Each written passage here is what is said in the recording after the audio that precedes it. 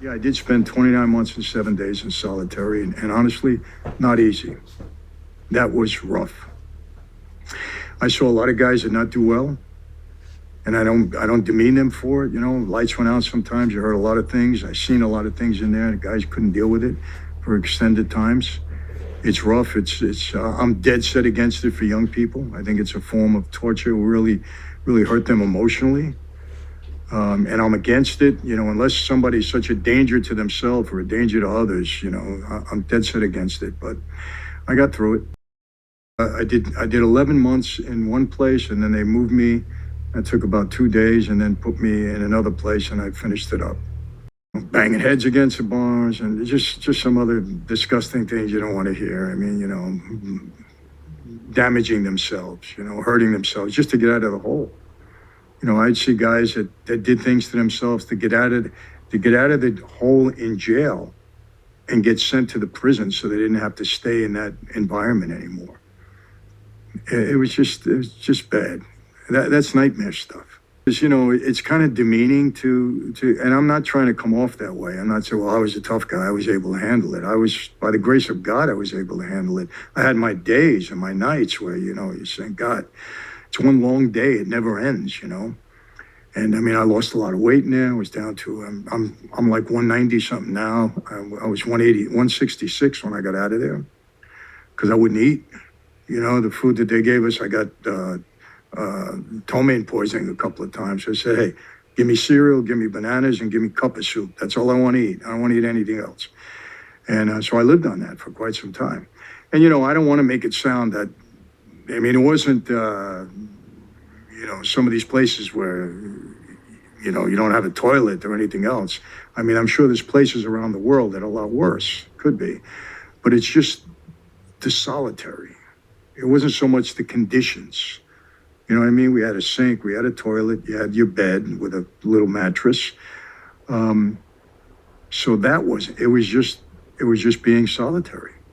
That's hard. I think I have a fairly strong constitution. There's something in me, and that's God-given. You know, I can't say, I don't know how. Do you acquire something like that, or it's just who you are? I don't know. But I was able to deal with it. I mean, I had my bad nights in there, you know, and fortunately, I had a Sony Walkman. Music was, you have no idea.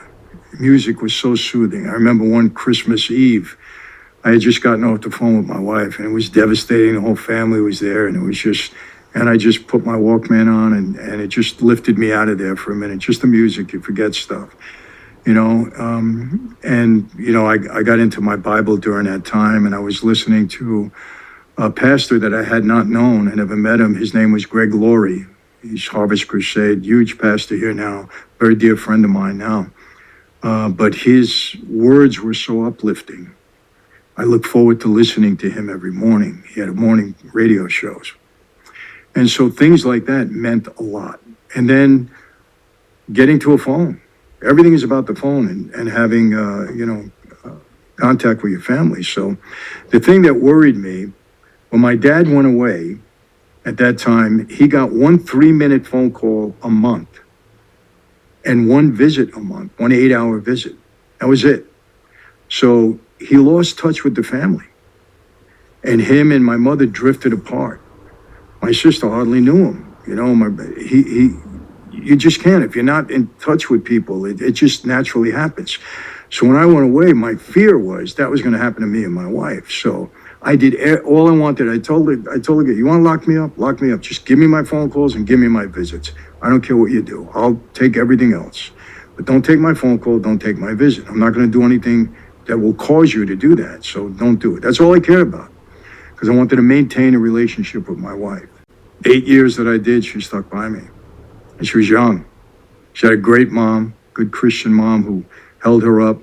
Our church at that time, Westwood Hills Christian Church, they rallied around my wife and me and my kids. We had little babies back then.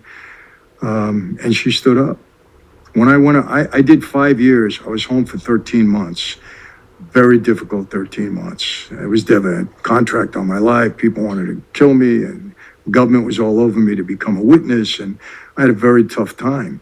I violated my parole, And when I went in, the feds told her, you're never going to see your husband free again. We're indicting him on another case. We violated his parole. He's done. He may as well pack it up.